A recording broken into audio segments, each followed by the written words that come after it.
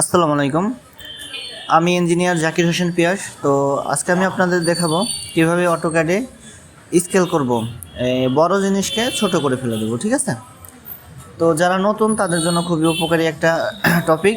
তো আমি কি করব, এই আমার যে লোগোটা আছে আমার কোম্পানির নামে, তো এইটা কিন্তু অনেক বড়। ঠিক আছে, দেখা যাচ্ছে ছোট এই স্ক্রিনে। তো এইটা 1000 ফিটের উপরে আছে। তো আমি কি করব, এটারে 100 ফিটের একটা স্কেল করব। তো এটা করার জন্য আমি এল এন্টার দিলাম। এল এন্টার 100 ফিটের একটা লাইন নেই, 100 ফিট এন্টার।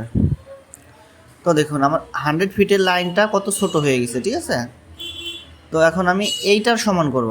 তো এর জন্য আমাকে করতে হবে এস সি এন্টার।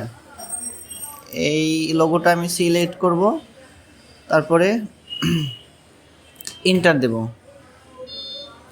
তো আমি কি করব, এই 100 ফিটের আমি ডান সাইডে প্রথম পয়েন্ট ক্লিক করলাম।